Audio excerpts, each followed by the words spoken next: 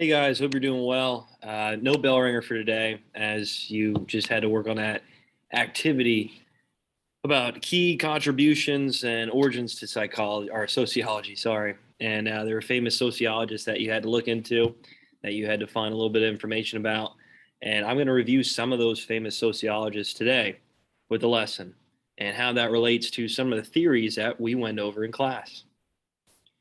Um, with that being said, real quick, I'm pretty sure I went over these three theories already with you before these sociologists came about. But here is the three main sociological perspectives, right? So detail key examples of each. I already went over that with you guys. You should know those pretty well, right? So we have the fundamentalist theory, okay? We have the conflict theory. We all understand that pretty well. And then we have the symbolic interaction theory. So I want to break these down a little bit more in detail and talk about some of these key contributors to sociology pertaining to these individual theories. So that being said, here we go. We're going to go through some of these notes here. Oh, vocab. I'm going to bring out that vocab so you have these terms. So here are some key people. Again, you should have most of these people, these sociologists, on the activity from the other day. So that should be all said and done for you. That should be all completed. So we got Auguste Comte, right? And again, many people say Auguste Comte, but they pronounce it Auguste Comte. But Herbert Spencer, Taugett Parsons, Robert Merton, Karl Marx, and W.E.B. Du Bois. So I want to relate some of these individuals with their contributions to just two theories today. I'll go over the interaction theory and key sociologists for that theory, most likely on Monday. Okay, tomorrow I want to focus on 9/11. I think it's important that we talk about that event, that we never forget it. And for many of you, you weren't even born. So I think it's important to talk about 9/11 as a social studies teacher and understand, how this event impacted our lives today, and especially with what's going on in Afghanistan, okay, and how these terrorist groups are still around, and that we need to always protect ourselves and remember those events to make sure another event like 9/11 never happens again. So I'm going to talk a little bit about that tomorrow, along with a shared video. I think you guys really enjoy it. And yeah, we'll get moving on here. So real quick, I want to focus, like I mentioned, on, not this one. Like I mentioned, I want to focus a lot on, let's see if I can get it up here, on the functional approach and the conflict approach today. And I'll save the interaction theory more on Monday. So real quick, the basic structural functional paradigm, people mention as, I say theory. If you want to say theory, that's fine too. So I go back real quick. I know I went over it before, but again, just to review it with you, macro level orientation. So we're viewing it as a whole, right? As maybe a global perspective or a societal standard, not an individual basis. So concern with broad patterns that shape society as a whole. That's what macro really means. Views society as a complex system whose parts work together to promote solidarity and stability. So these are individual systems, like I mentioned the other day. So this could be with education, academics, right? This could be with law and order, okay, police, authority, especially with how our politics are formed, okay, our government, how we have three branches of government, how that helps and reflects decision making in our country, and with interpreting laws and enforcing it. All right, again, there's many different aspects of these systems, that how they all kind of work together to shape society as what we know today. And the functional approach is just understanding those basic functions, those systems, and how they all come together to make our society. For us, like I mentioned, with our government, that's a good example. With education, that's a good example. Police authority, that's a good example. If you want to talk about military, there you go. All right, there's many different things that you could talk about. All right, and like I mentioned, the key elements, that's exactly what I said, right? It's exactly what I said.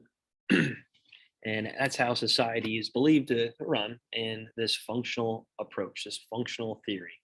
And there's many different experiences that we can reflect to understand that. I mean, it's kind of something that we can all understand and all reflect how these systems shape us and shape our society and how we interact with each other. Okay, especially with laws, right? Especially with education. Okay, entertainment's a big one if you want to mention that.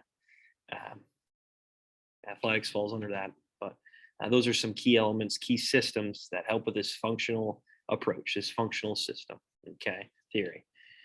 All right, so real quick, Auguste Comte, he's like the main man that you think of when you understand sociology. Many people think many people say he is the father of sociology.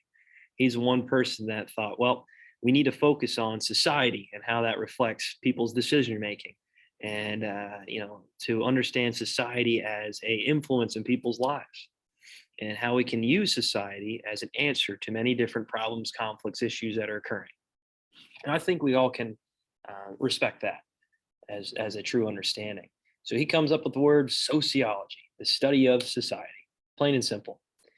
And he believes that people should focus together, and people that need to come together in order to solve these societal issues, these societal problems. So he's the father of sociology, the person that really is obviously coining the term sociology. And he realizes the only way we can combat and live as a functional society, and the only way we can try to move forward, is if we come together. And if we establish these systems like functional approach to help benefit people, public services, right? Helping maintaining order, obviously educating the individuals in society for the betterment of that society. All right, Durkheim. Okay, I know we mentioned him before. We talked about him quite a bit.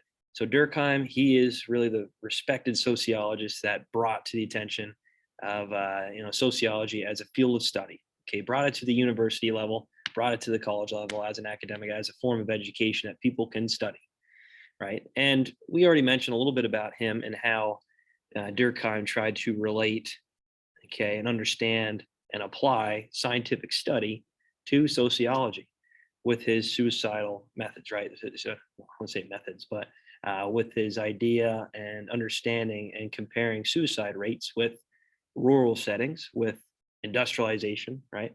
And how this total change in people's lives pushed for suicide in many of these rural areas without congregation of people, without people forming social groups and getting together.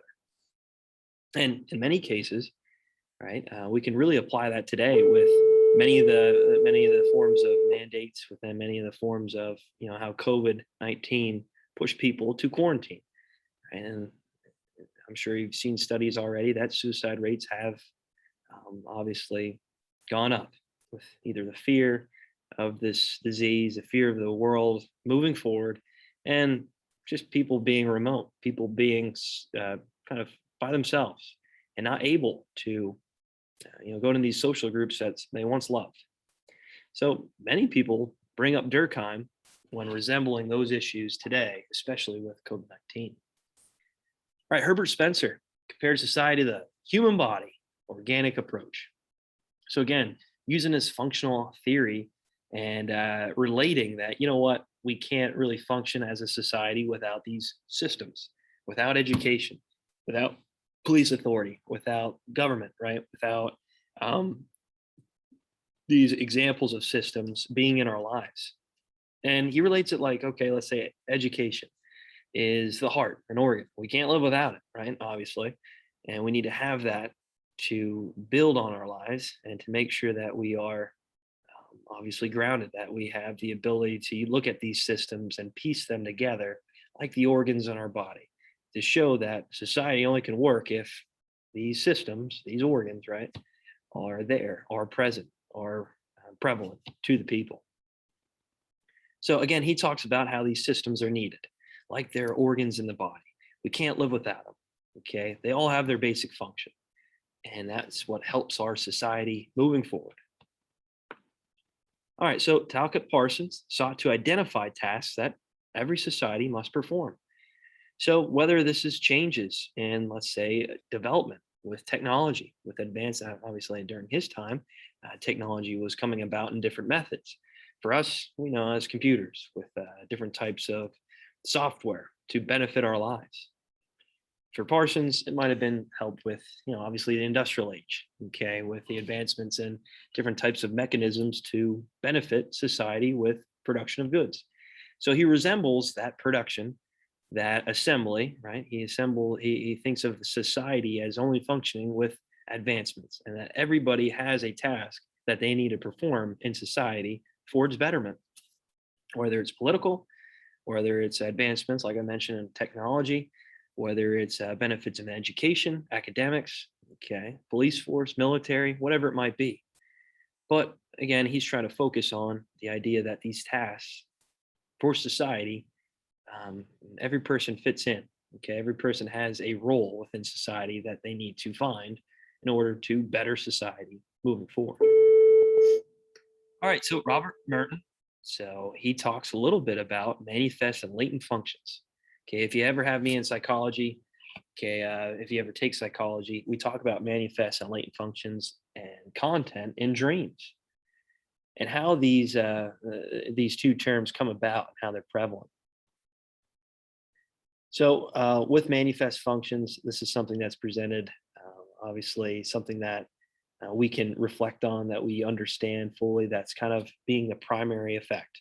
Latent functions is something that maybe isn't seen directly, that is something that is underlying, that we don't recognize if we're presented it. Okay, that it's something, it's like a hidden meaning in a way. All right, so that's what it means if you ever see manifest content or latent content. Manifest is something that's presented that you can understand, it's recognized in society. And latent functions is something that's underlying. So an issue that's not presented, that's kind of hidden. And he talks about these consequences, talks about these events that might shape our society, either for the better or unfortunately for the worse. And how these manifest functions present itself and recognize, let's say, with warfare. Okay, in World War II, we know the rise of dictators, the strong sense of nationalism, push for that First World War. Okay, how there's this idea of imperialism is something that was occurring all across Europe and even in the United States. Strongest will survive. Okay, and there's only one way of obviously achieving that, is taking over said territory, or obviously a country that might be a rival. So those are something that's presented, we can visually see. Latent functions are something that's unrecognizable, something that we don't recognize at first, being an underlying issue or a consequence.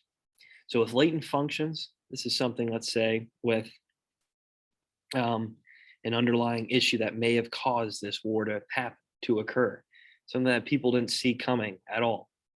And when you dive deeper into it, maybe it is one of the causes that push for, let's say, this First World War, or a conflict that might have occurred. Okay. And you can relate that to many different examples, many different things. I just choose war because it's obviously something everybody can relate to and understand the causes to it, right? It might be something as simple, let's say with the First World War. I know with manifest functions, I said the rise of dictators, right? This idea of nationalism, imperialism, militarism, you name it. Maybe latent function is really just how these countries are expanding into these places and eventually butting heads, eventually going to collide as they're taking over more territory. All right, real quick, I forgot to mention Herbert Spencer. He came up with the idea of social Darwinism. All right, I wanted to put that as a term. I didn't get to it. Maybe I'll have it for next week. But social Darwinism is this idea of survival of the fittest, and comparing it to these countries, like I mentioned with World War One, right? How these countries were all competing against one another, and how only the strongest country with the biggest, strongest, most advanced military is going to survive these threats. All right, so again, I know I went through it pretty quick. I apologize, but these are some of the famous sociologists for the functional theory that I would like you to know. All right, conflict theory, a little bit more basic, a little bit more understandable. And we'll talk about Karl Marx here soon. We'll talk about W.B. Du Bois and how this, they believe, is a theory of sociology that pushes originated. So, and again, another macro-orientated theory, meaning it is expanded to the whole society, not just one individual person. So this is a world study, a societal study. Okay, so key elements: society is structured in ways to benefit a few at the expense of the majority. We talk about Karl Marx, the bourgeoisie, the proletariat. Okay, factors such as race, sex, class, and age are linked to social inequality. So when we discuss W.B. Du Bois, one of the biggest African American um, progressives at the time during the earlier 1900s, trying to fight for social justice, fight for change and betterment and opportunities for a minority group like African Americans in American society. All right, dominant group versus minority group relations. So this is like a minority group in the United States, let's make an example, or a majority group. Okay, how this idea of Americanization was happening all throughout the United States at the time of the early 1900s. All these immigrants were coming to the US. They didn't abide to American culture. Well, they were pushed out. They were outcasted. In some cases, killed. Right. So that's what they mean by this dominant versus minority group and how that clashes. All right. So again, key contributors, key sociologists for the social conflict theory: Karl Marx, the social class inequality. Okay.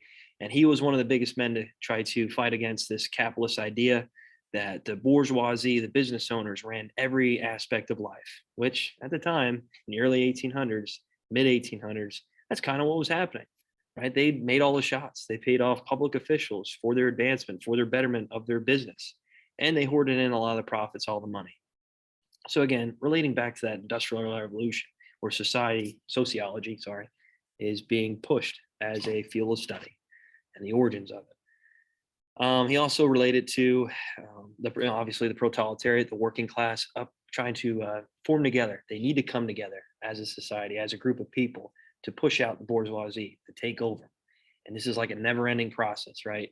Continue on and expanding to not only social class issues, economic class issues, but moving towards issues as a whole. How people, let's say, in a working environment, right? They come together in times of need, in times of grievances, and reflect those grievances, those issues to, let's say, the business owner or the leader. Okay.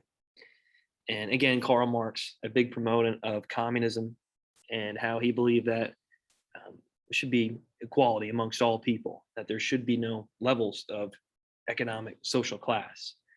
And again, people have their beliefs, their theories on, whether this is right or wrong, right? Some of the conflicts between communism and capitalism, really expanding after that First World War, moving all the way up into the Cold War, even today, right? There's a lot of concerns, issues with the debate between these two economic systems. W.B. Du Bois, real quick. I know I'm going a little long here. I apologize. But race as a major problem facing the United States in the 20th century, right? And many people believe that's be true. And with the African Americans moving into the 1900s, that was a major issue, major problem.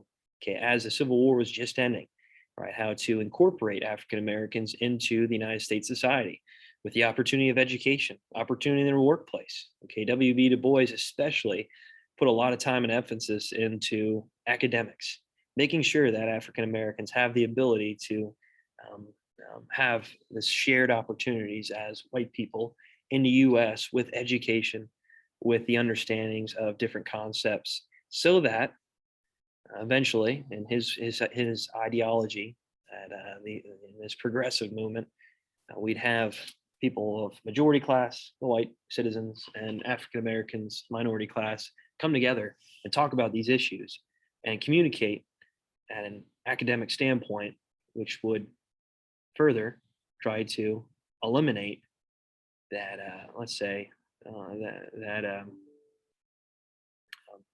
the idea that white citizens are more elites, right, or superior to African Americans. So that's what his idea was.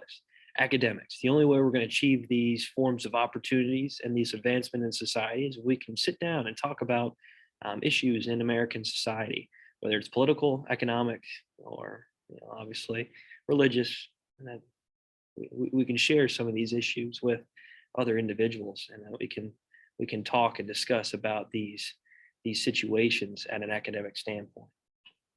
All right, so I know I kind of flew through that pretty quick, but I just wanted to cover that with you. I want to talk about it, and I think it's important that we discuss about these theories and these key contributors to, obviously, the advancement of sociology as a studied field.